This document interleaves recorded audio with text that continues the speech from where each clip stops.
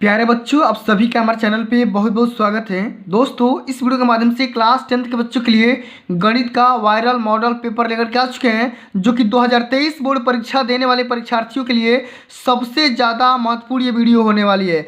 प्यारे बच्चों, इस वीडियो के माध्यम से मैं आप सभी को इस पूरे मॉडल पेपर का A to Z बढ़िया से सोल्यूशन करवा दूंगा, जिन्हें अगर आप तैयार कर लेते हो तो बोर्ड के पेपर में आप सभी का अच्छे से अच्छे मार्क्स आने का यहाँ पे चांसेस बन सकता है। तो प्यारे बच्चों, आज की इस धमाकेदार वीडियो को शुरू से लेकर के एंड तक जरूर देखना। ये प्यारे बच्चों 2022 का गणित का वायरल मॉडल पेपर होने वाला है, और 2023 का जो पेपर आएगा सेम टू सेम इसी पैटर्न पे आधारित आने वाला है। इससे बाहर एक भी प्रश्न नहीं आएंगे, और पेपर का कोड यहाँ पे देख सकते हैं 822 BA का कोड है। ठीक है, सेम टू सेम ऐसा ही आप सभी को गणित का पेपर देखने को मिलेगा। सबसे पहले आपने यहाँ पर रोल नंबर लिखोगे, नाम लिखोगे, पेपर कोड लिखोगे, कक्षा 10 के गणित का पेपर है। ठीक है, समय आपका सेम टू सेम यही रहने वाला है 3 घंटा 15 मिनट, और पूर्णांक भी सेम टू सेम यही रहेगा 70 नंबर। तो प्यारे बच्चों, ये वीडियो देखने के बाद आप सभी लोग 70 में 70 स्कोर कर सकते हैं। और इस वीडियो के माध्यम से मैं आप सभी को यही बताऊंगा कि बोर्ड के पेपर में गणित की कॉपी कैसे लिखा जाता है,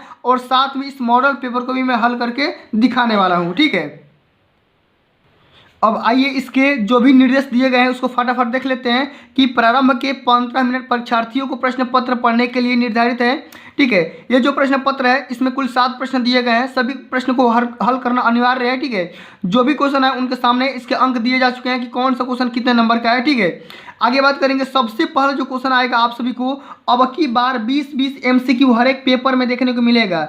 ठीक है, तो जितना क्वेश्चन बता रहा हूँ सभी क्वेश्चन को अभी कभी तैयार कर लो, और बोर्ड के पेपर देने जाने से पहले इस पूरे मॉडल पेपर को तैयार करके जाना, क्योंकि जितने भी यहाँ पे long answer, short answer, MCQ आएंगे इसी पेपर से आने वाले हैं। ठीक है, और सेम टू सेम ऐसा ही पेपर आएगा।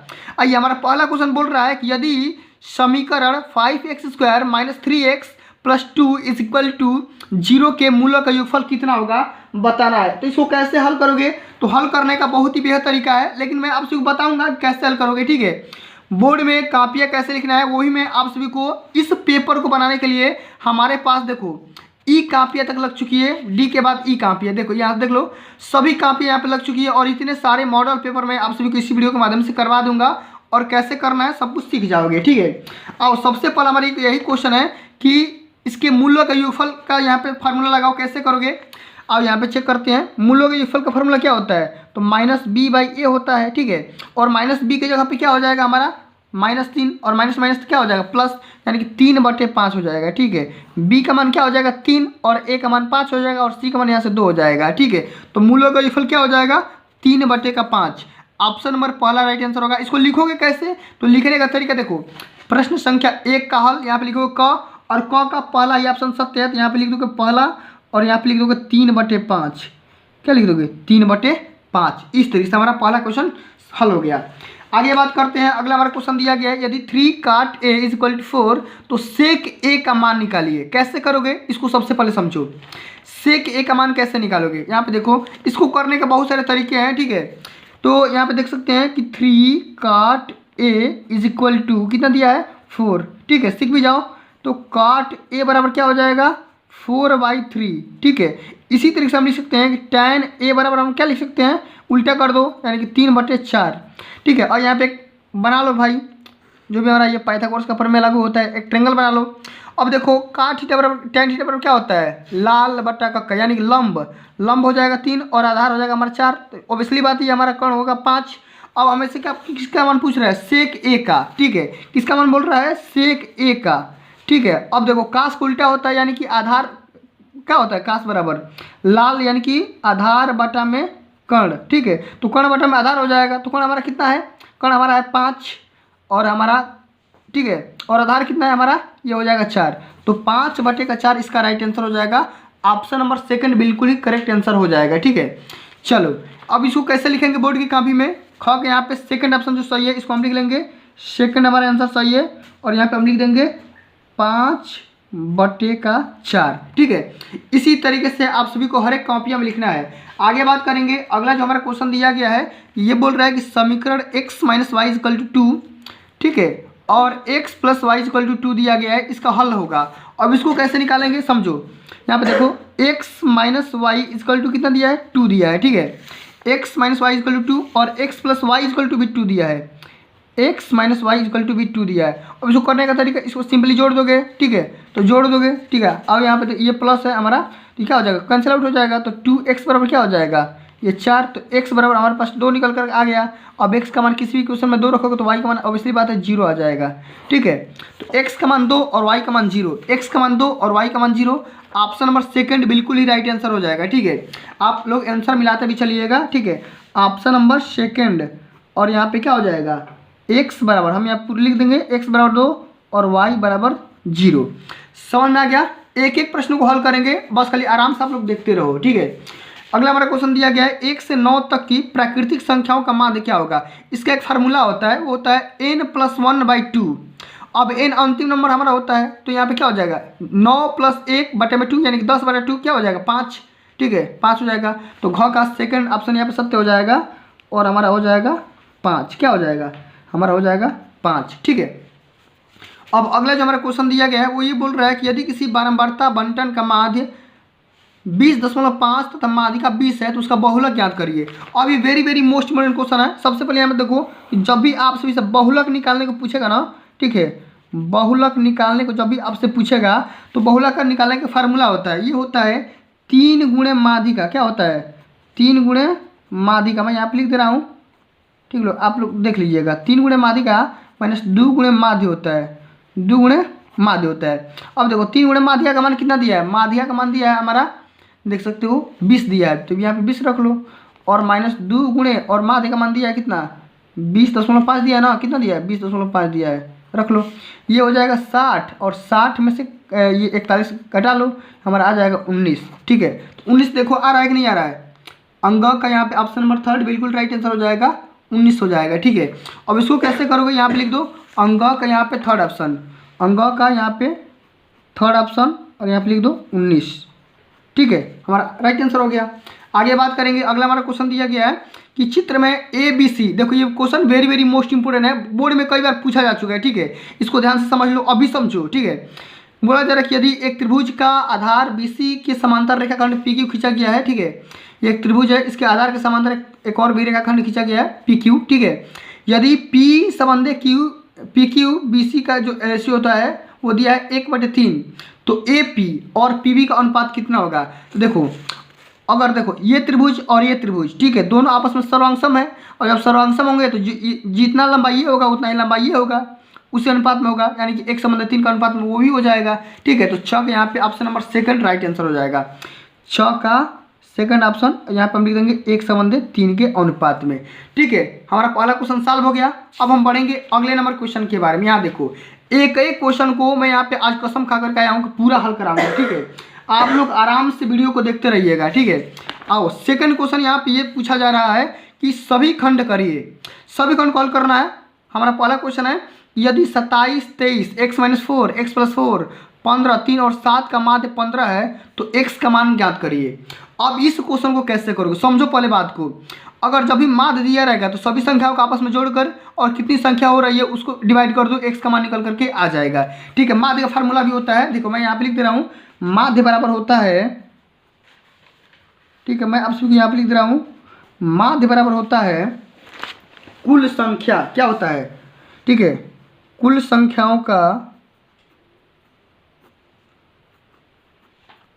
कुल संख्याओं का योग, क्या होता है, कुल संख्याओं का योग बटे में कुल संख्या। इसी तरीके से सेम टू सेम आप सभी को बोर्ड के कापिया में लिखना है। अब आप लिख दो भाई, लिखो कौन कौन है हमारा, एक है 27, दूसरा का है 23, तीसरा का है कितना, जोड़ लो x-4 है, इसको ऐसा ही लिख दो, ठीक है। चौथा है x+4 है, ठीक है, और पांचवा है हमारा कितना 15, फिर 3 है प्लस 7 है, ठीक है, और डिवाइड कर दो आप सभी लोग, ठीक है। डिवाइड कितना हो गया, 1 2 3 4 5 6 7, 7 से डिवाइड करो, और इसका माध्य कितना आ रहा है 15 आ रहा है, तो यहाँ पे 15 लिख दो, ठीक है। इस तरीके से ये दैट्स इम्प्लाई हो जाएगा। अब इसको जब आप जोड़ोगे तो ये आ जाएगा आपका कितना, जोड़ लो, ये हो जाएगा 50, ये कैंसिल आउट हो जाएगा, और 60 65 हो जाएगा, ये हो जाएगा 65, और 65 बराबर हो जाएगा, और प्लस यहाँ पे x हो जाएगा, एक्स ना होकर के यहाँ पे 2x होगा, अभी बता रहा हूँ 2x कैसे होगा, x प्लस एक्स यहाँ पे 2x और 4 कैंसिल आउट, ठीक है। तो हमारा क्या हो जाएगा 15 7 105, ठीक है। तो यहाँ से निकाल लो x का मान क्या हो जाएगा 105 में से 65 गया, आपका ये बच गया कितना 40 और 40/2 क्या हो जाएगा 20। एक बार और कर लो, ठीक है, ये 0, ठीक है सही है। x का मान यहाँ से 20 निकल करके आ जाएगा, ठीक है।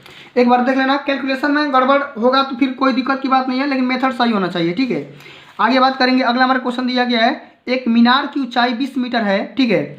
एक मीनार की ऊंचाई दिया गया है 20 मीटर, ठीक है। जमीन पर बनने वाली इसकी छाया की लंबाई 20√3 मीटर है, तो सूर्य का उन्नयन कोण ज्ञात करिए। ये कैसे करोगे इसको समझो पहले।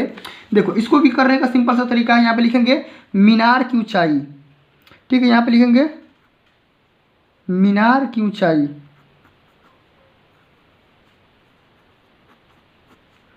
ठीक है। आराम से बस खाली आप देखते रहो। कितना दिया है, ये दिया है 20 मीटर, ठीक है। अब यहाँ पे हमें दे दिया है छाया की लंबाई, ये हमें दिया है 20√3 मीटर, ठीक है। हमें बोल रहा है उन्नयन कोण यानी थीटा निकालने के लिए। अब देखो मैं आप सभी को फिगर के माध्यम से समझाना चाहूँगा। एक ये मीनार है, ठीक है, एक ये क्या है, एक मीनार है, इसी की लंबाई दिया है 20 मीटर, ठीक है। अब ये छाया है, ठीक है, ये क्या है एक छाया है, और इसी का माप कितना दिया है, ये वाला माप कितना दिया है 20√3। हम ये इस एंगल का उन्नयन कोण का मान यानी कि थीटा का मान बोल रहा है। आप आसानी से tan थीटा लगाओ, क्या लगाओगे tan थीटा, यानी कि tan थीटा बराबर क्या हो जाएगा लंब बटे में आधार, तो क्या हो जाएगा 20 और बटे में 20√3, ये आपस में कैंसिल आउट हो जाएगा, तो मिल जाएगा tan थीटा बराबर क्या हो जाएगा 1/√3। और सभी को पता होगा कि कितना अंश का मान होगा tan थीटा बराबर हो जाएगा ये tan 30 अंश का मान होता है, तो थीटा बराबर क्या हो जाएगा 30 अंश, ये हमारा क्या हो जाएगा आंसर हो जाएगा। इस तरीके से आपसे बोर्ड के पेपर में हल करना है, एक एक क्वेश्चन को देखना है, ठीक है, भागना नहीं है, छोड़ना नहीं है, ठीक है। आगे बात करेंगे, अगला हमारा क्वेश्चन दिया गया है 10 व्यक्तियों के भार का माध्य 45.65 kg है, उनके भारों का योगफल ज्ञात करिए। इसको कैसे करोगे, ये भी बहुत ही मतलब बढ़िया तरीका है क्वेश्चन हल करने का, ठीक है। बस खाली आप लोग देखते रहो कैसे करोगे। यहाँ पे समझो, यहाँ पे हमें दे रखा है व्यक्तियों की संख्या, यहाँ पे लिखेंगे संख्या, व्यक्तियों की संख्या कितना दे रखा है हमारे पास 10 दे रखा है, कितना दे रखा है 10, ठीक है। अब हमारा माध्य दे रखा है कितना, ठीक है, जो भी डाटा दिया गया इसमें लिख लो। माध्य हमारा दे रखा है 45.65 kg या किग्रा, ठीक है। हमें क्या निकालना है, इसका योग निकालना है। अब योग निकालने के लिए फार्मूला होता है क्या, संख्या गुणे माध्य, यहाँ पे लिख दो संख्या गुणे माध्य, ठीक है, आराम से। अब संख्या हमारा कितना है 10 गुणे माध्य हमारे लिख लो 45.65, ये कितना हो जाएगा 456.5, ठीक है, kg या किग्रा, ठीक है। ये हमारा क्या हो जाएगा आंसर हो जाएगा, ठीक है। इस तरीके से हल करना है, एग्जामिनर समझ जाएगा, नंबर दे देगा।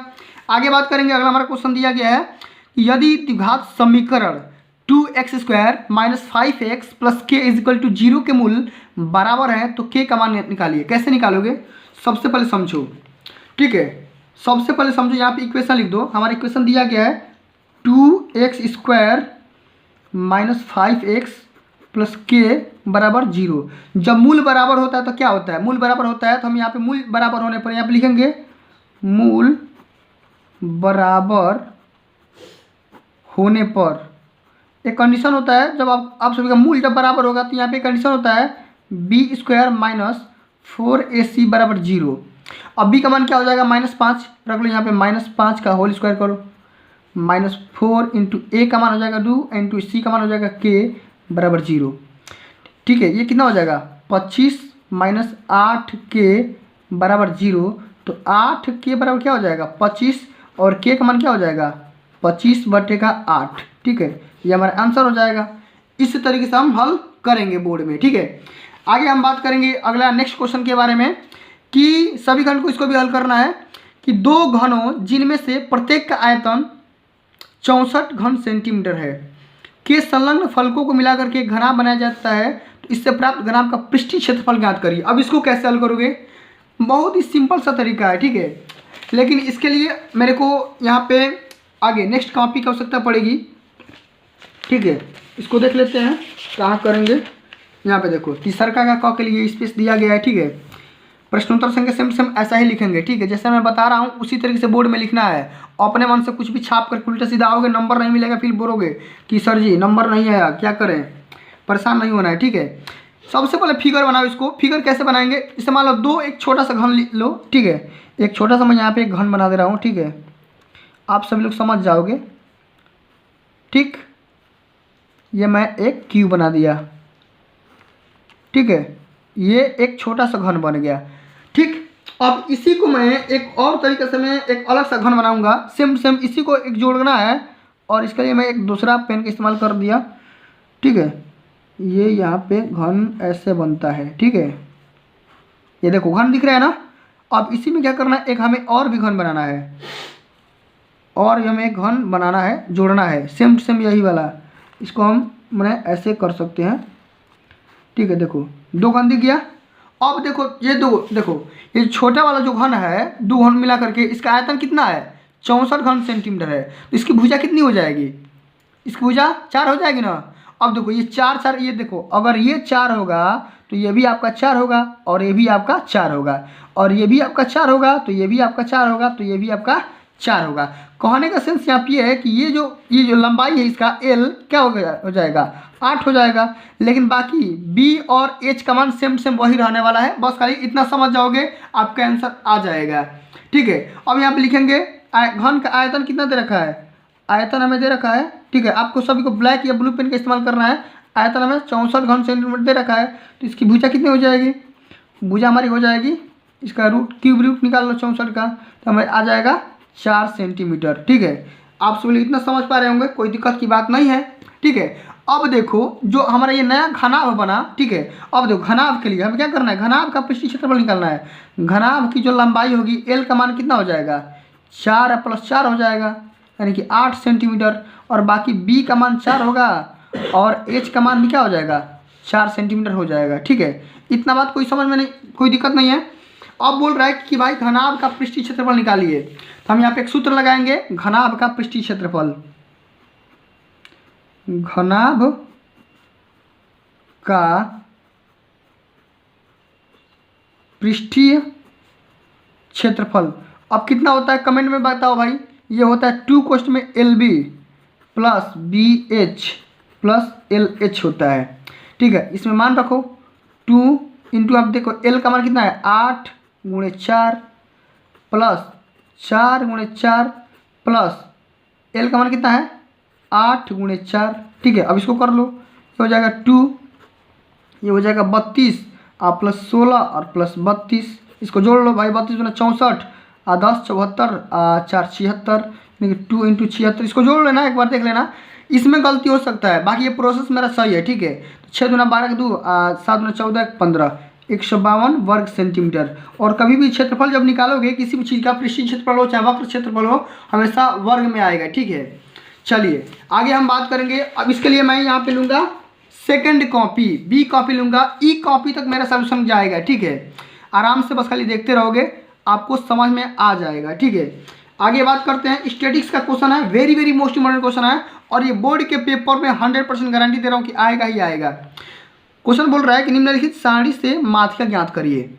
वर्ग अंतराल दिया है, बारंबारता भी दिया है, क्या करना है भाई, माध्यिका ज्ञात करना है। और माध्यिका कैसे निकालोगे, तो माध्यिका ज्ञात करने का सिंपल सा फंडा यही है कि सबसे पहले वर्ग अंतराल लिखो, उसके बाद इसका मध्यमान यानी कि मीन निकालो, उसके बाद बारंबारता लिखो, आपस में गुणा कराओ, उसका योगफल निकालो, ठीक है, इसका भी, और जितना आया इससे डिवाइड कर दो, आसानी से निकल करके आ जाएगा, ठीक है। आराम से देखते रहोगे तो समझ में आ जाएगा, ठीक है। यहाँ पे देखो वर्ग अंतराल मैंने लिख करके ला चुका हूँ ऑलरेडी, इसका मध्यमान निकाल लो, 10 और प्लस 0 कितना हो जाएगा, 10/2, ये हो जाएगा 5। इसी तरीके से 10 और 20 कितना हो जाएगा, 30/2, ये हो जाएगा 15। इसी तरीके से 10 10 का अंतर आ रहा है ना, तो 10 10 का यहाँ पे लिख लो, 5 10, तो यहाँ पे 15 आ गया, फिर यहाँ पे ये 25 आ जाएगा, फिर ये 35 आ जाएगा, फिर ये 45 आ जाएगा, और ये कितना आ जाएगा, 55। आप डिवाइड करके भी देख सकते हो। अब देखो बारंबारता इसमें लिखा गया है, देखो 7 12 18 15 10 3, इसका मान लिख लो। इसका दिया है 7, आगे वाले का दिया है 12, इसका दिया है 18, इसका दिया है 15, ठीक है, इसका दिया है 10 और इसका दिया है 3, ठीक है। ये देखो पेपर में दिया है, ये चीज़ पेपर में देगा आप सभी को, ठीक है। अब इसको आपस में गुणा करवाओ, अब गुणा करो तो ये हो जाएगा 35, कितना होगा 35 हो जाएगा। ठीक है, ये कितना होगा भाई 180 हो जाएगा। ठीक है, ये कितना होगा, ये हो जाएगा 450। ठीक है, अब देखो ये हो जाएगा 35 गुणे 15, ये हो जाएगा 525। ठीक है, अब ये हो जाएगा 450। ठीक है, ये हो जाएगा 55 तिया 165। ठीक, इतना। अब इतना हो गया ना, आप यहीं पे निकाल लो इसका समेशन ऑफ एफ आई निकाल लो। इसका निकालोगे तो आएगा, ये आएगा 1805। कितना आएगा 1805। ठीक है, इतना हो गया। अब इसका भी निकाल लो एक्स आई का, ये होता है एक्स आई, इसका भी समेशन निकाल लो। समेशन एक्स आई बराबर ये हो जाएगा आपका 60। ठीक है, सॉरी ये एफ आई होता है ना, एफ आई का निकालते हैं हम। क्या करते हैं हमेशा ये एफ आई का निकालते हैं, इसको एक बार इंक्लूड करोगे तो ये हो जाएगा हमारे पास 60, इसका नहीं निकालते हैं। ठीक है, अब इस समय इससे डिवाइड कर दो, हमारा समांतर माध्य निकल करके आ जाएगा। यहाँ पे लिख लेंगे समांतर माध्य। ठीक है, और समांतर माध्य में क्या करोगे 1805 में आप डिवाइड कर दो कितने से 60 से। ठीक है, डिवाइड कर दो, ये आ जाएगा 30.08। हमारा क्या हो जाएगा समांतर माध्य निकल करके आ जाएगा। ठीक है, इस तरीके से बोर्ड के पेपर में आप सभी को हल करना है, तभी अच्छे से अच्छे मार्क्स मिलते हैं। ठीक है, वरना यहीं पे नंबर कटते हैं, फिर लड़के पछताते हैं कि सर मेरा नंबर कैसे कट गया, मैंने तो बहुत ही बढ़िया से हल किया था। ठीक है, आगे इसके घ ग और घ को हल करेंगे। ग हमारा दिया गया है समीकरण x² - 7x + 12 बराबर 0। ठीक है, इसके मूलों के व्युत्क्रमों का योगफल निकालना है। अब देखो मूलों के व्युत्क्रमों का योगफल पूछ रहा है, तो सबसे पहले इसका मूल अल्फा और बीटा मानो। ठीक है, इसका दो मूल कौन कौन से हो सकते हैं, एक हो सकता है अल्फा, एक हो सकता है बीटा। और मूलों का व्युत्क्रम क्या हो सकता है 1/अल्फा प्लस 1/बीटा। इसका हमें मान निकालना है, और जब इसका मान निकालोगे तो क्या हो जाएगा, ये हो जाएगा अल्फा प्लस बीटा, और बटा में क्या हो जाएगा अल्फा इंटू बीटा। अब सभी को पता है जो समीकरण हमारा दिया है वो क्या क्या दिया है, ये दिया है हमारा x², यहाँ पे लिख लो x² - 7x + 12 बराबर 0। अब देखो अल्फा प्लस बीटा बराबर क्या होता है -b/a, ये हो जाएगा 7, और c/a हमारा अल्फा इंटू बीटा होता है बटे 12। ये हमारा क्या हो जाएगा आंसर। एक लाइन का क्वेश्चन है, आराम से यहाँ से 2 नंबर पा जाओगे। ठीक है, आगे बात करते हैं। अगला जो हमारा क्वेश्चन दिया गया है वो दे रहा है कि दो संख्याओं के योगफल 85 है, यदि बड़ी संख्या छोटी संख्या के 4 गुने से 5 अधिक है तो संख्याएं ज्ञात करिए। अब इसको कैसे करोगे, इसको भी करने का सिंपल सा तरीका है। सबसे पहले मान लो, माना छोटी संख्या या बड़ी संख्या कोई भी संख्या मान लो कि माना पहली संख्या, यहाँ पे लिख लो माना पहली संख्या x मान लो, तो दूसरी संख्या क्या हो जाएगी, जब दोनों का योगफल 85 दिया है तो दूसरी संख्या क्या हो जाएगी 85 - x हो जाएगी। ठीक है, अब कंडीशन हमारा दे रहा है, ये देखो एक हमारा जो कंडीशन दिया है यहाँ पे लिख सकते हैं प्रश्नानुसार।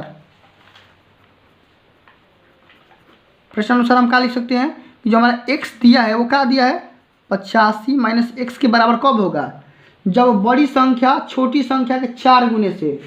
ठीक है, कैसे करेंगे, जो भी हमारा ये बड़ी संख्या होगी, ठीक है, इस मान लो इसको भी मैं बड़ी संख्या मान रहा हूँ, इसका 4 गुना मैं कर ले रहा हूँ, तो इसके क्या हो जाएगी, इससे ये कितना अधिक है, ये 5 अधिक है ये वाली, तो इसमें हम 5 क्या करेंगे माइनस कर देंगे।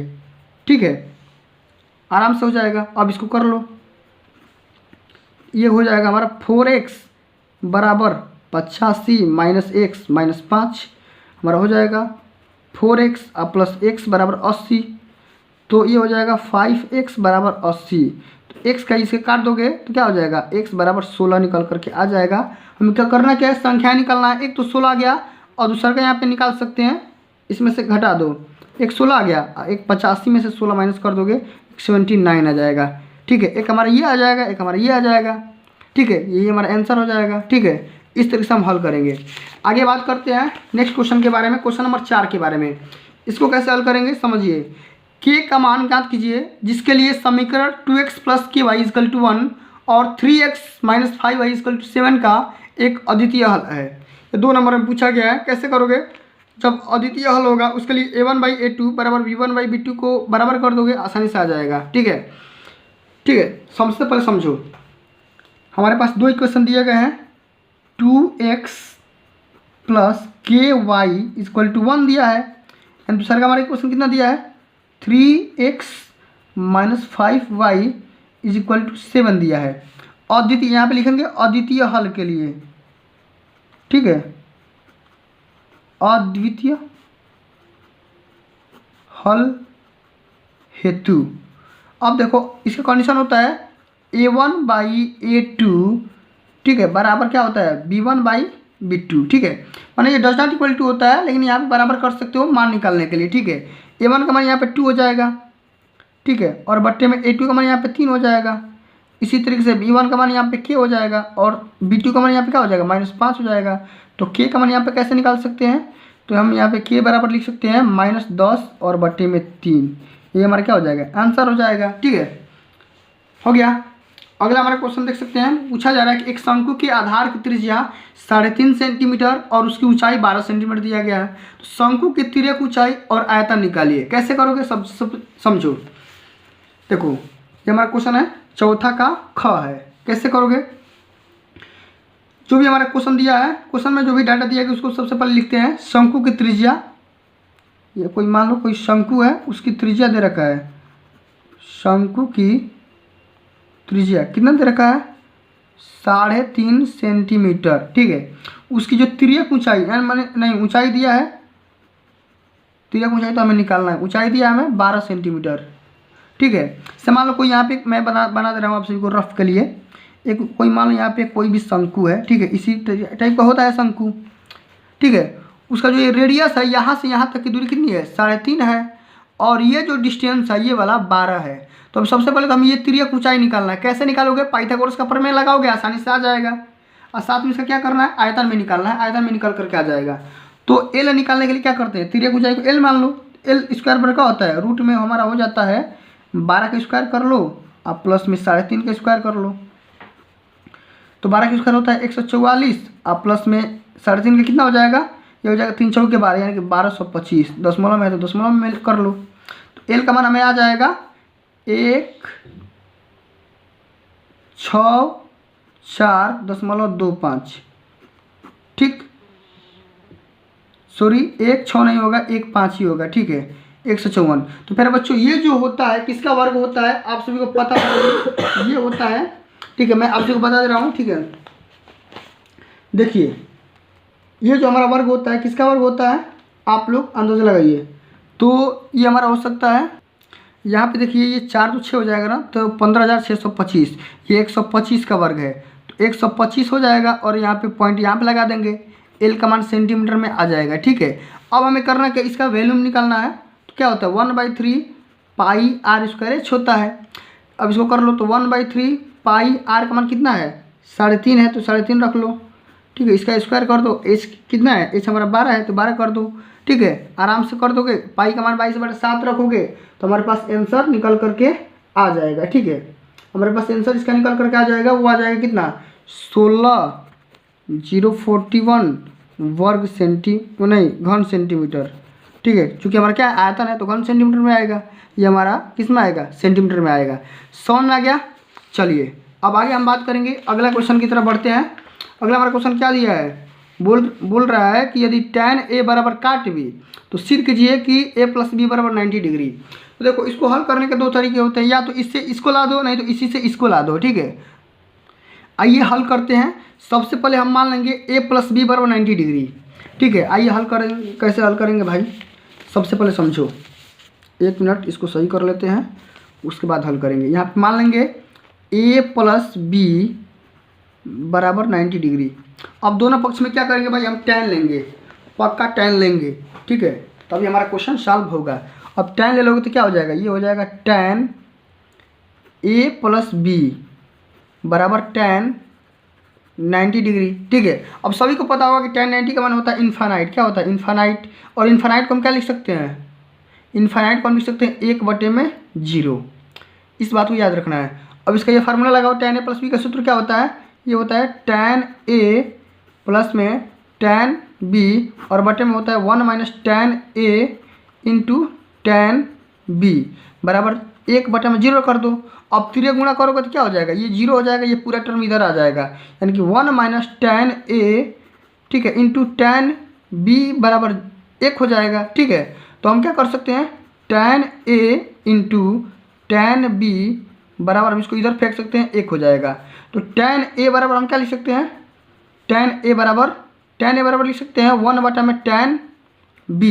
ठीक है, और हमें यही प्रूव करना है कि tan a बराबर क्या हो जाएगा, 1/tan b को क्या लिख सकते हैं, काट b। यही हमें प्रूफ करना था। ठीक है, हमारा आ गया, यहाँ पे लिख देंगे हैंस प्रूव्ड। ठीक है, समझ में आ गया। चलिए आगे बात करेंगे। अगला हमारा जो क्वेश्चन दिया गया है, very very most important question है, बोर्ड में कई बार पूछा जा चुका है कि बिंदु ए के निर्देशांक याद कीजिए जहां ए भी एक वृत्त का व्यास है और जिसका केंद्र यहाँ पे दे रखा है 2-3 और बी के निर्देशांक भी दिए गए हैं 1, 4। ठीक है, अब यहाँ पे देखिए दो बिंदुओं के निर्देशांक दे रखा है। ठीक है, जैसे मान लो यहाँ पे बी दिया है, एक का नहीं दिया है, तो हम मान लेंगे एक का निर्देशांक XY है और उसका जो केंद्र होता है मिड पॉइंट होता है। बहुत इजी क्वेश्चन है, 2 नंबर में हमेशा पूछा जाता है। इससे मान लो अभी देखो फिगर के माध्यम से समझ जाओगे। इससे मान लो एक सर्किल है। ठीक है, ये एक मान लो कोई बिंदु है A, इसका निर्देशांक XY दिया गया है और एक यहाँ पे बिंदु है B, इसका निर्देशांक दिया गया है कितना, 1,4। ठीक है, और इस दोनों को जब मिलाओगे तो यहाँ पे केंद्र बनेगा। ठीक है, वो हो जाएगा 2,-3। ठीक है, अब हम ये बोलेंगे कि x यानी A1 + A2 बटे में 2, देखो ये x + 1 और बटे में 2 बराबर 2 के बराबर हो जाएगा। ठीक है, इसी तरीके से हमारा x का मान यहाँ से निकाल लो, x बराबर क्या हो जाएगा 4 या -1 यानी कि 3 हो जाएगा। ठीक है, इसी तरीके से हम ये कर सकते हैं कि y आप +4 या बटे में 2 बराबर -3 कर देंगे तो y बराबर क्या हो जाएगा -6 और -4, ये क्या हो जाएगा y बराबर -10। ठीक है, तो हमारा निर्देशांक क्या हो जाएगा 3, -10। ठीक है, ये हमारा राइट आंसर हो जाएगा। ठीक है, चलिए अब अगला जो हमारा क्वेश्चन दिया गया है, आगे हम बात करेंगे 5वां नंबर question. Very very most important question है, ये बोर्ड के पेपर में हर साल पूछा जाता है, अति महत्वपूर्ण क्वेश्चन है, इसको ध्यान से जरूर देखना क्योंकि अब की बार भी गारंटी दे रहा हूँ आएगा ही आएगा। आइए समझते हैं। सिद्ध कीजिए कि 2 + √3 एक अपरिमेय संख्या है। इसको कैसे करोगे, सबसे पहले समझो, लिखेंगे यहाँ पे प्रश्नोत्तर संख्या या प्रश्न संख्या 5वां का हल। आराम से जितना बता रहा हूँ वही समझो। ठीक है, क्योंकि ये question very very most important है। ठीक है, सबसे पहले देखो, जब भी आपसे इसे पूछेगा ना कि अपरिमेय सिद्ध करो चाहे परिमेय सिद्ध करो, आप इसके जस्ट उल्टा मान लो। ठीक है, उल्टा मान लो। हम मान लेंगे कि ये क्या है, परिमेय संख्या है। हम मान लेंगे कि माना, देखो 60 में हो जाएगा, माना 2 + √3 एक परिमेय संख्या है। क्या है, एक परिमेय संख्या है। अब जब मान लिए कि ये परिमेय संख्या है तो परिमेय संख्या होने का कंडीशन होता है, सबसे पहले तो इसे P/Q के रूप में व्यक्त कर सकते हैं और साथ में क्या होता है, सहअभाज्य संख्या भी होना चाहिए। ठीक है, इसका भी ध्यान रखना चाहिए, जिसका गुणनखंड कम से कम 1 होना चाहिए। ठीक है, इतना समझ में आ रहा है कि नहीं। चलिए अब इसी को हम लिख सकते हैं, मतलब कि 2 + √3 इक्वल टू हम क्या लिख सकते हैं, A/B लिख सकते हैं, A/B। अब जब A/B इसको B लिख सकते हैं तो हम इसको एक और तरीका लिख सकते हैं कि A/B - 2 बराबर √3, ये भी हम लिख सकते हैं। क्यों, क्योंकि 2 को मास मैंने क्या कर दिया, इधर फेंक दिया हूँ और बाकी कुछ किया नहीं हूँ। अब यहाँ पे ये बताओ कि जब मैंने आप कोई भी मान लिए, जब मान ही लिए कि A/B क्या है, परिमेय संख्या है, और किसी भी परिमेय संख्या में अगर कोई भी परिमेय संख्या घटाओगे तो परिमेय संख्या ही तो मिलेगा आप सभी को, कि नहीं मिलेगा। तो यहाँ पे लिखेंगे एक बात कि A/B और -2 परिमेय संख्या है। क्या है, परिमेय संख्याएं हैं। ठीक है, इसलिए इन दोनों का अंतर, ठीक है, दोनों का अंतर भी परिमेय संख्या होगा, परिमेय संख्या होगा। परंतु यहाँ पे लिखेंगे परंतु इसका अंतर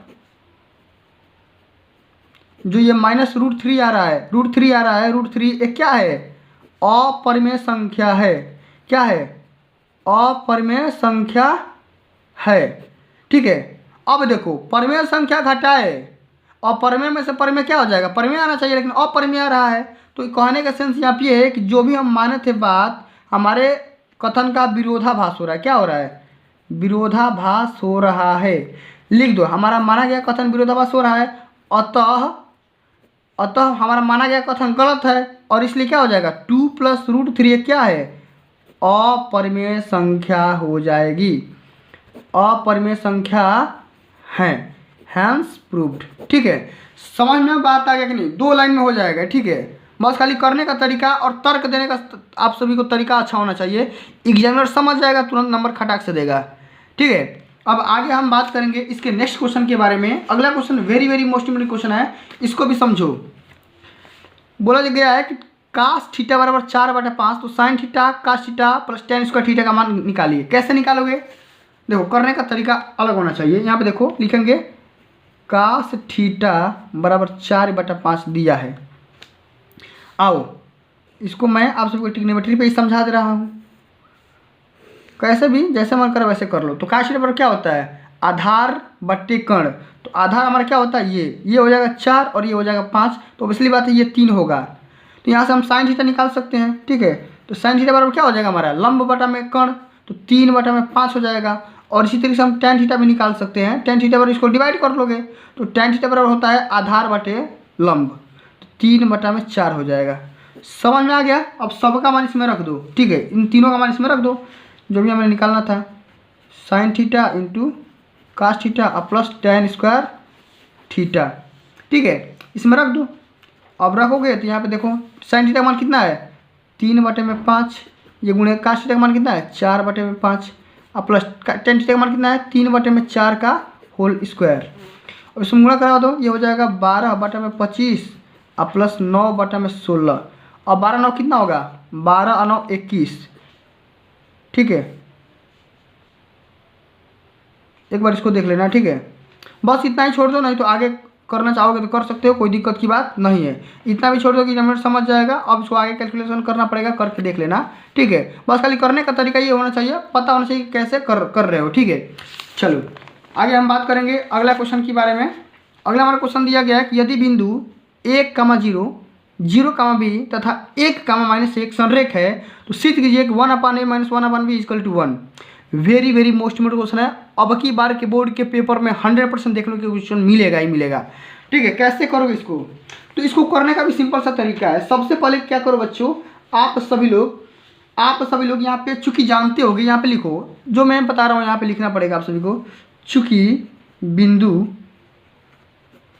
ठीक है, चूंकि बिंदु हमारे पास ए, मान लो सबसे ए का निर्देशांक यहाँ पे दे रखा है 1, 0। ठीक है, और इसको मान लो b, 0, b, और यहाँ पे लिख दो एवं कोई सी मान लो इसका निर्देशांक दिया है -1, 1। ठीक है, क्या है, एक संरेख है। क्या है, एक संरेख है।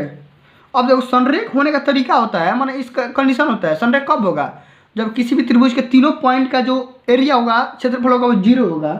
ठीक है, यहाँ पे लिख दोगे। ठीक है, यहाँ पे लिख दोगे कि त्रिभुज का जो क्षेत्रफल होगा वो हमारा 0 होगा। कब, जब संरेख होगा तब।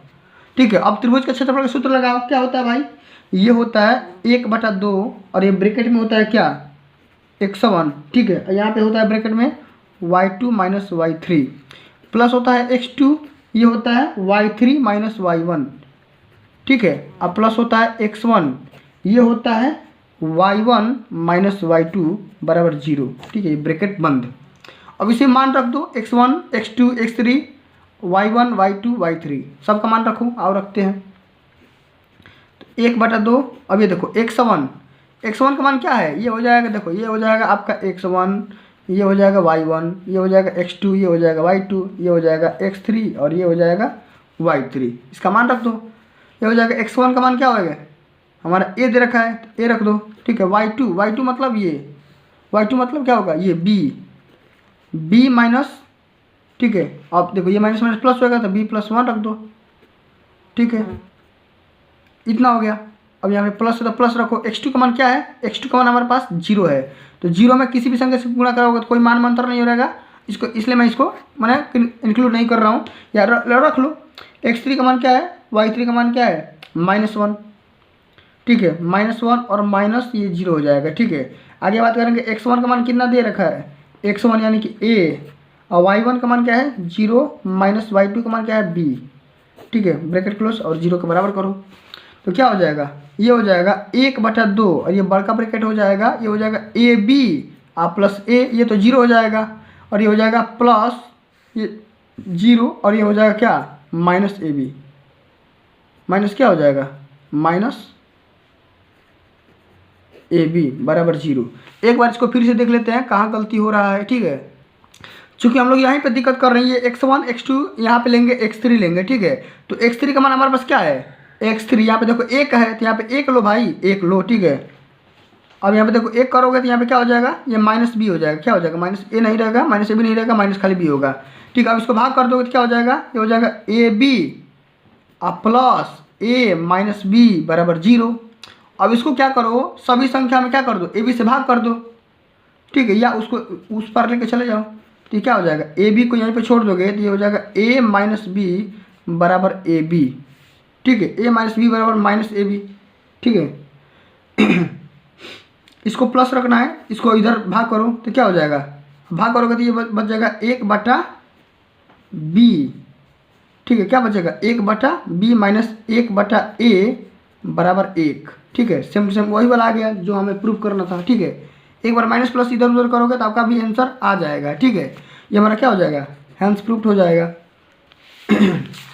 चलिए, अब अगला हमारा क्वेश्चन पूछा जा रहा है, very very most important question है, स्टडी का क्वेश्चन है। मैंने ऑलरेडी पहले से बता रखा हूँ कि माध्य पूछे चाहे माध्यिका पूछे, सेम सेम वही वाला प्रोसेस अपनाना है जो आप ये क्वेश्चन इसमें अपना रहे हो। ठीक है, इस वाला क्वेश्चन में, लेकिन थोड़ा सा अंतर ये है कि इसमें फार्मूला के अंतर यहाँ पे ये है, ये एक कल्पित माध्य एच हाइट है इसका, और एफ आई समझ रहे हो, कोई दिक्कत की बात नहीं है, इसी पे बेस आसानी से कर सकते हो। ठीक है, अब आइए देखते हैं हमारा 6वां नंबर क्वेश्चन क्या बोल रहा है कि एक लंब वृत्तीय बेलनाकार ठोस के आधार और शिखर दोनों अर्धगोलाकार हैं। बेलनाकार भाग का व्यास 14 सेंटीमीटर और कुल ऊंचाई 30 सेंटीमीटर है, तो ठोस का संपूर्ण पृष्ठ ज्ञात करिए और पाई का मान 22/7 दे रखा है। कैसे करोगे इसको, तो करने का बहुत ही बेसिक तरीका है। सबसे पहले समझो, आप मान लो, ठीक है, आप कोई भी चीज़ मान लो। यहाँ पे देखो, सबसे पहले फिगर इसका समझ लो, ये क्या है, एक बेलन है। ठीक है, ये क्या है, एक बेलन है, और इसी को यहाँ पे अर्धगोला बनाया गया है। ठीक है, इसी तरीके का है। ठीक है, जैसा मैं आप सभी को बना के दिखा दे रहा हूँ।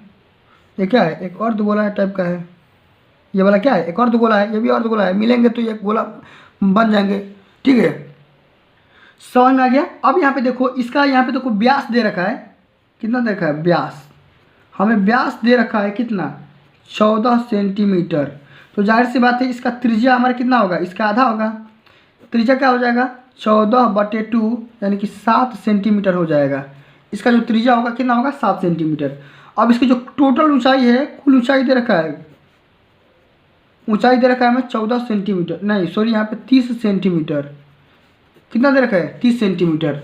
अब इसको कैसे करोगे, तो इसको करने का सिंपल सा तरीका है, क्या बोल रहा है, संपूर्ण पृष्ठ का क्षेत्रफल, यहाँ पे लिखेंगे घनाभ का, या लिख देंगे संपूर्ण पृष्ठ क्षेत्रफल,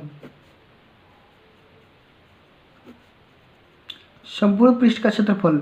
इसका एक ही फार्मूला होता है, आसानी से कर जाओगे। ये लिख दोगे 2πr, क्या हो जाएगा 2πr, और क्वेश्चन में होता है h + 2r, एक ही फार्मूला पे हो जाएगा। तो 2 इंटू देखो, पाई का मान रख दो 22/7, r का मान रख दो यहाँ पे 7। ठीक है, h का मान कितना है, 30 है तो 30 रख दो, और ये देखो 2r मतलब क्या है, 7 × 14, इसको 7 से 7 काट दो, ये क्या हो जाएगा 44, और ये भी हो जाएगा 44। तो 44 का बर कितना होता है, ये होता है 1936 वर्ग सेंटीमीटर। ये हमारा क्या हो जाएगा, आंसर हो जाएगा। इसी तरीके से हमें हल करना है, यही हमें मान दे रखा था। ठीक है, इसका हमें रेडियस दे रखा था 7 और इसका मान दे रखा था 30 सेंटीमीटर, आसानी से हो जाएगा, हो गया।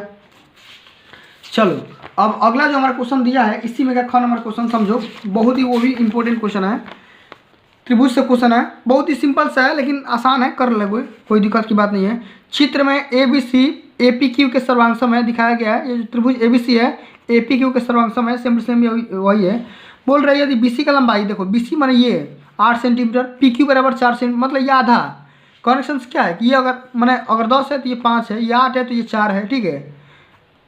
और सर्वांगसम है तो ये त्रिभुज पूरे क्या हो जाएगा, उससे आधा हो जाएगा, ठीक है। और बोल रहा है बी ए, देखो बी ए ये 6.5 है और ए पी ये कितना है 2.8 है। तो सी ए और ए क्यू की लंबाई निकालना है, तो बस खाली आधा आधा कर दोगे आसानी से आंसर आ जाएगा, ठीक है। करना कुछ नहीं है, आप लिख दोगे त्रिभुज ए बी सी सर्वसम ऑफ त्रिभुज ए पी क्यू, ठीक। इतना बात हमें देखो बी सी का मान दे रखा है, बी सी बराबर कितना दे रखा है 8 सेंटीमीटर। अब देखो बी सी बराबर 8 सेंटीमीटर दे रखा है और हमें पी क्यू का मान भी कितना दे रखा है 4 सेंटीमीटर, ठीक है।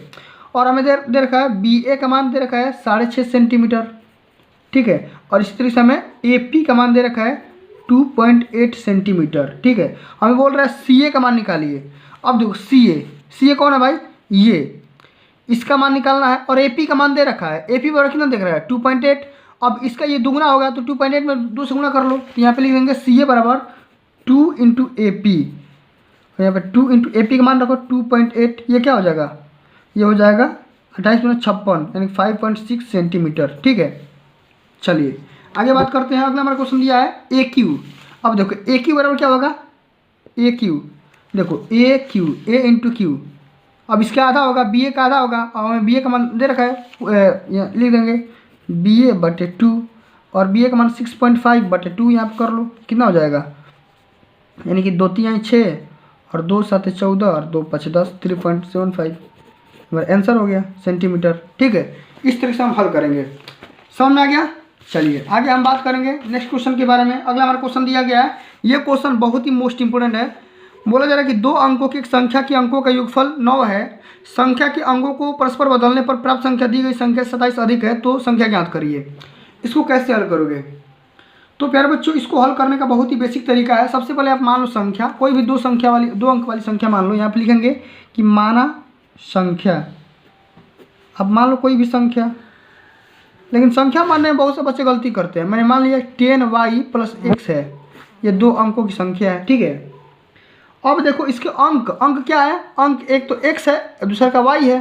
अब अंकों का योगफल यहाँ पे लिखेंगे प्रश्नानुसार, प्रश्न जैसे बोल रहा है हम उसी के हिसाब से चल रहे हैं। तो x + y बराबर हमें दे रखा है 9, इसको इक्वेशन फर्स्ट मान लो। अगला हमारा क्वेश्चन दे रखा है यदि अंकों का योग मैंने चेंज करेंगे, इधर से उधर करेंगे तो क्या हो जाएगा, जो पुरानी संख्या होगी नई संख्या 27 वो अधिका हो जाएगी। अब यहाँ पे देखो नई संख्या या पुरानी संख्या यहाँ पे लिख लो 10y + x है। अब इसको अंक जब चेंज करोगे तो क्या हो जाएगा 10x + y हो जाएगा। इसको बराबर कैसे करेंगे, इसको बराबर करने का सिंपल सा तरीका ये है कि अंकों को आपस में जब बदलेंगे तो 27 अधिका हो जाएगी, जो हमारी प्राप्त संख्या होगी वो क्या हो जाएगी 27 अधिका हो जाएगी। अब इसको अधिक कर लो। अब देखो लेकिन समझने वाली बात यहाँ पे है कि ये जो संख्या है ये इससे 27 अधिका है, तो हम क्या करेंगे इसमें जोड़ लो 27 या इसमें से घटा लो, तो हम इसमें जोड़ दे रहे हैं 27, ठीक है। समझ में आ गया। अब इसको इधर कर लो, अब इधर करोगे तो क्या हो जाएगा, ये हो जाएगा 9y - 9x, ठीक है, + 27 = 0। इसको फेंक दो उधर, ये 9x - 9y = 27 हो जाएगा, ठीक है। तो x - y बराबर कितना हो जाएगा 3, इसको इक्वेशन सेकंड मान लो, ठीक है। 9 से भाग कर दोगे इतना आ जाएगा। अब दोनों को हल कर लो, x + y बराबर कितना है 9, जोड़ दो, ये 2x बराबर कितना आ जाएगा 12, तो x बराबर क्या आ जाएगा 6। अब देखो x बराबर क्या आ गया 6 आ गया। अब x का मान किसी भी इक्वेशन में रखोगे तो y का मान यहाँ पे 3 आ जाएगा, तो y का मान 3। आप संख्या कितना माने हो 10y + x, यहाँ पे रख दो 10y + x में रखोगे तो 30 + 6 आ जाएगा, यानी कि जो हमारी संख्या होगी वो हो जाएगी 36, क्या हो जाएगी 36, और यही हमारा आंसर हो जाएगा। समझ में आया कि नहीं, समझ में आ गया है तो वीडियो को लाइक क्यों नहीं करते भाई, आप लोग लाइक करो, शेयर करो, सब्सक्राइब करो, ठीक है। चलो अब अगला जो हमारा क्वेश्चन दिया गया है वो ये दिया गया है कि एक चिड़िया 80 मीटर ऊंचे पेड़ पर बैठी हुई है।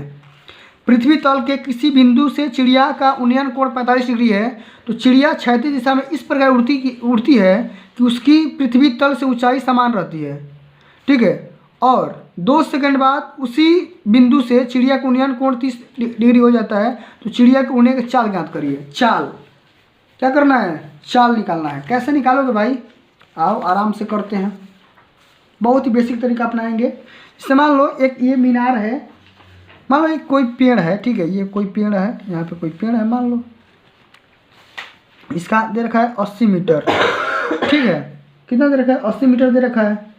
अब इसी का माने इस पेड़ का छाया से कितना दे रखा है भाई, 45 डिग्री है, कितना है 45 डिग्री ये है। लेकिन जो चिड़िया है हमारी उड़ जा रही है, कुछ दूर उड़ रही है, और उड़ने के बाद, ठीक है, मैंने उड़ने के बाद इसका जो एंगल है वो चेंज हो जा रहा है। वो एंगल हमारा हो जा रहा है कितना पे, वो एंगल हो जा रहा है हमारा 30 डिग्री पे। देखो ये हमारा हो गया 45 और ये हमारा हो गया 30। कुछ दूर उड़ी लेकिन समान ऊंचाई पे उड़ी है, यही मैं बोल रहा है, समान ऊंचाई पे उड़ी है। इसको आप इधर से मैच करा सकते हैं और यहाँ पे tan थीटा लगा लो। tan थीटा बराबर क्या हो जाएगा, ये हमारा हो जाएगा x मान लो, तो हमारा लंब बटा में आधार होता है तो 80 बटा में x हो जाएगा। और tan थीटा माने tan 45 अंश, मान लो यहाँ पे tan 45 मान रखोगे तो 80 बटा में x, और यहाँ पे x बराबर क्या हो जाएगा 80 और बटा में 1 यहाँ पे रख लो तो 80 मीटर हो जाएगा, या 80 सेंटीमीटर जो भी दे रखा है, यहाँ पे मीटर ही दे रखा है तो मीटर रख लो। अब ये तो हो गया 80, x बराबर क्या हो गया 80, इसको आप मान लो y, इसको आप मान लो y, ठीक है, इस डिस्टेंस को, तभी आपको पता चलेगा, ठीक है, कितना दूरी तय किया हुआ है, ठीक है। अब इसके लिए मानो ये, ठीक है, पूरा डिस्टेंस मान लो। अब यहाँ पे सेम टू सेम यही वाला कंसेप्ट अपनाएंगे, फिर लगाएंगे tan 30 अंश बराबर क्या होता है लंब, यानी कि 80 और बटा में पूरा डिस्टेंस ले लो 80 या प्लस y, तो यहाँ से y का मान आ जाएगा, ठीक है, ठीक है, जो भी यहाँ से y का मान आ गया, ठीक, मैं आप सबको समझा दे रहा हूँ, जो भी यहाँ से y का मान आ गया तो आपको ये डिस्टेंस मिलेगा ना, ये डिस्टेंस, ये पूरा डिस्टेंस कितना सेकंड में कवर किया है 2 सेकंड में। तो दूरी चाल बराबर क्या होता है, चाल बराबर होता है दूरी और बटा में समय। तो दूरी पहले निकाल लो, पूरा ट्रेवल कितना किया है, ठीक है, उसके बाद समय यहाँ पे 2 सेकंड रख लो, चाल यहाँ से निकल करके आ जाएगा। समझ आ गया। चलिए अब अगला हमारा जो क्वेश्चन दिया गया है, ये क्वेश्चन 7वां नंबर क्वेश्चन, अंतिम नंबर क्वेश्चन हमारा यही है कि एक रेलगाड़ी 64 किलोमीटर प्रति घंटा की माने 64 किलोमीटर की दूरी किसी निश्चित औसत चाल से तय करती है, और फिर 72 किलोमीटर की दूरी प्रारंभिक चाल से 6 किलोमीटर प्रति घंटा की चाल से अधिक औसत चाल से तय करती है। यदि पूरी यात्रा 3 घंटे में तय की गई है तो औसत प्रारंभिक चाल ज्ञात करिए। ये क्वेश्चन आसान है, आसानी से कर सकते हो, मैं अपने चैनल पे कई बार करवा रखा हूँ, ठीक है। मैं इस वीडियो के माध्यम से इस क्वेश्चन को हल कराऊंगा, ठीक है, ये अथवा वाला क्वेश्चन है, इसको मैं हल करवा दे रहा हूँ, ठीक है, जैसा कि आप यहाँ पे देख सकते हैं। इसको कैसे हल करोगे, सबसे पहले यहाँ पे क्वेश्चन को लिखना है, ठीक है। अब यहाँ पे लिखते हैं भाई, हमारा क्वेश्चन हमारा यही है कि 5 बटा में x-1 प्लस 4 बटा में y-2 इक्वल टू 3, ठीक। अब अगला हमारा इक्वेशन है कि 6 बटा में x-1 माइनस 3 बटा में y-2 बराबर 1। सबसे पहले यहाँ पे आप मान लो एक चीज़, मानो यहाँ पे सपोज आप ये कर लो कि x-1 बराबर कैपिटल X मान लो और y-2 बराबर कैपिटल Y मान लो। और यहाँ पे एक नया इक्वेशन बनाओ कि 5 बटे में x प्लस 4 बटा में y बराबर 3। इसी तरीके से यहाँ पे देखो, इसको इक्वेशन पहला मानो 6 बटा में x माइनस 3 बटा में y बराबर 1, इसको इक्वेशन सेकंड मानो। इतना बात समझ में आ गया। जब इतना बात समझ में आ गया है तो इसी को अब हल करना है, ठीक है। इसी को हल ये करना है, इसी को इसको मर्ज करो, एलसीएम लेकर के हल करो, ये हो जाएगा 5y प्लस 3x बराबर क्या हो जाएगा 3xy, ठीक। क्वेश्चन नंबर तीसरा का मान लो। इसी तरह से ये हो जाएगा 6y माइनस 3x, ये हो जाएगा हमारा 4x है ना, ये 4x ले लो, ठीक है। ये हमारा क्या हो जाएगा बराबर xy, इसको इक्वेशन 4 मान लो। अब xy का मान इसमें रख दोगे तो xy का मान यहाँ पे आ जाएगा, और नहीं तो इसको प्रतिस्थापन विधि से हल कर लोगे फिर भी आ जाएगा, ठीक है। आइए हल कर लेते हैं कि ये सोचते हैं कि xy का मान इसमें रख लेंगे तो हमारे पास xy के बारे में एक और रिलेशन आ जाएगा, ठीक है। आओ देखो, इसको विलोपन विधि से हल कर लेते हैं। इसको 4/3 से गुणा कर लो, ठीक है, इसको कटा दो, x को हटाओ, ठीक है, तो क्या हो जाएगा सेकेंड माने फोर्थ इक्वेशन में 4/3 से गुणा करो, 4/3 से गुणा करोगे तो ये मैंने 8y हो जाएगा, और ये -4x हो जाएगा, बराबर ये हो जाएगा 4/3xy। ठीक है, मैं आप सभी को एक तरीका बता दे रहा हूँ कैसे हल करना है।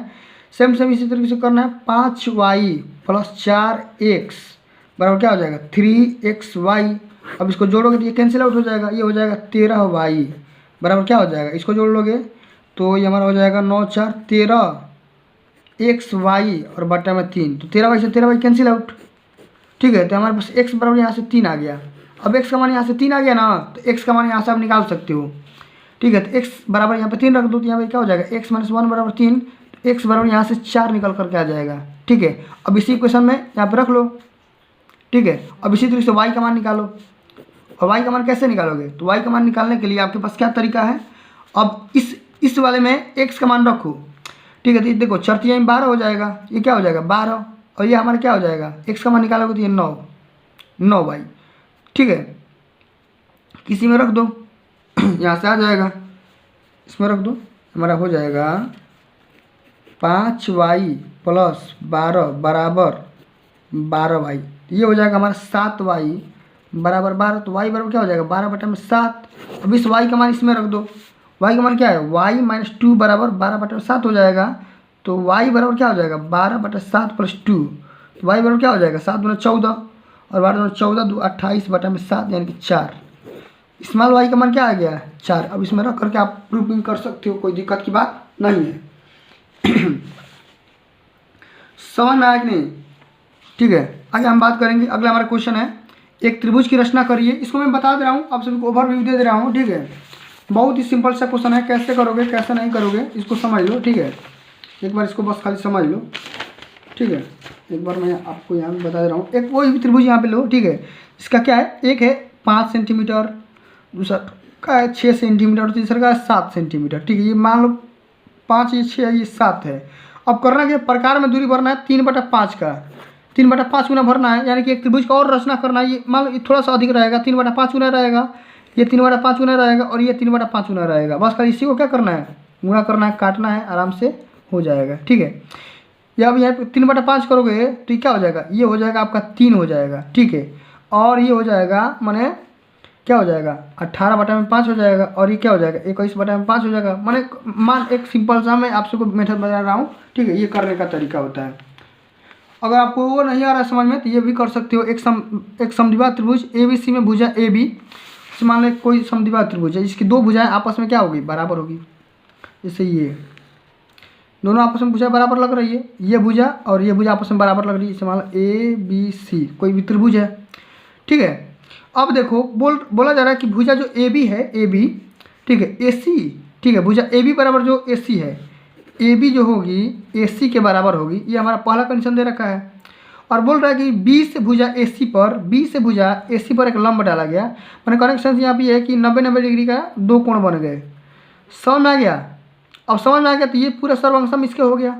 ठीक है, अब बोल रहा है कि भाई सिद्ध करना है कि BC² बराबर AC यानी 2AC + DC। अब इसको पाइथागोरस का प्रमेय लगाओगे, आराम से यहाँ पे प्रूव करने के लिए आ जाएगा। बहुत ही सिंपल सा तरीका है, आसानी से कर सकते हो। तो प्यारे बच्चों, आज के लिए बस इतना ही। अगर ये वीडियो आप सभी को अच्छी लगी होगी, हेल्पफुल लगी हुई तो वीडियो को लाइक कर देना, शेयर कर देना। अगर चैनल पर नहीं हो तो सब्सक्राइब जरूर करना। और ऐसे ही अमेजिंग वीडियो हर एक सब्जेक्ट का, हर एक टॉपिक के अगर आप सोल्यूशन चाहते हैं तो कमेंट बॉक्स में कमेंट करके बता देना कि आपको अब किस टॉपिक की या किस सब्जेक्ट की आवश्यकता है। मैं तुरंत उसका सोल्यूशन कर दूंगा।